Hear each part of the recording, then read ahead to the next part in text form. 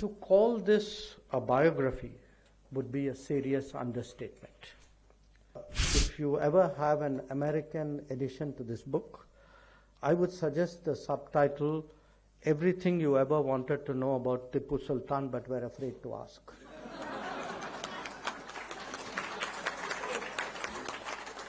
Tipu Sultan, by any standards, is actually a very, very complex figure in our history. His defeat and death can be considered a turning point when it came to the fate of peninsular India. By highlighting the Tipu English binary to the exclusion of a more complicated reality, a particular narrative has been advanced over the years. About this book, to call this a biography would be a serious understatement, because it is something very much more, capturing not just the flavor of a fast-moving and a complicated era, but offering insights into politics, strategy, administration, sociology, and even diplomacy. It is both granular in its detail and creative in many ways in its spirit, making the reader a fly in the wall in Tipu Sultan's palace. There is an honesty as well as an objectivity, I think, in Vikram's approach. And I suppose in this case, that would not have been entirely easy.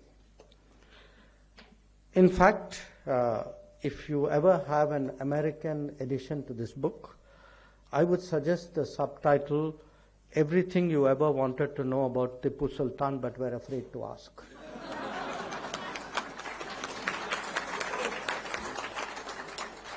Now, Tipu Sultan,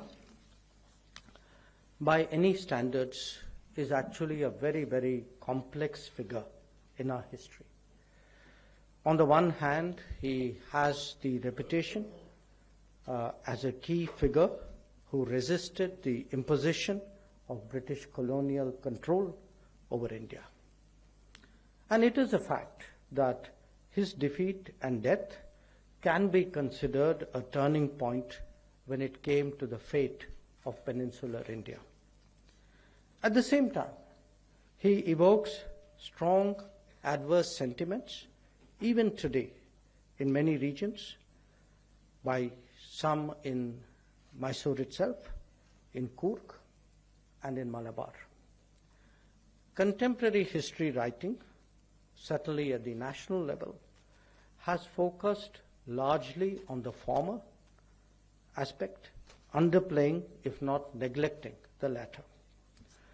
And let's be honest, this was not an accident. Now, history in all societies is complicated, and the politics of the day often indulges in cherry-picking facts. To a considerable extent, that has happened in the case of Tipu Sultan. By highlighting the Tipu English binary to the exclusion of a more complicated reality, a particular narrative has been advanced over the years. Dr. S.L. Bhairappa's foreword, which all of you would read when you read the book, I think is a very blunt reminder of that particular debate. This book, therefore, has a very special value because what it does is it not only presents facts about Tipu Sultan for the reader to make his or her own judgment, but it also, and to my mind this is very important, it also brings out the context in all its intricacy. In that process, I can see that Vikram would have had many challenges of orthodoxy to overcome. And these, by the way, I must say, are not specific to the treatment of Tipu Sultan. How much of our past has been airbrushed, how awkward issues have been glossed over, how facts are tailored for regime convenience, these are actually basic questions which confront us all today.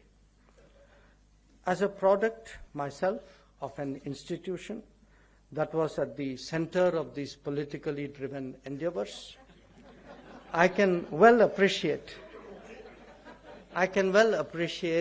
the need to present an accurate representation of history.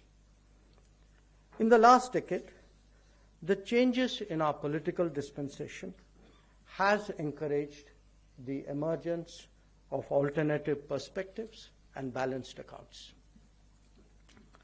We are no longer prisoners of a vote bank, nor is it politically incorrect to bring out inconvenient truths. Obviously, there are many more subjects on which the same degree of objectivity is needed.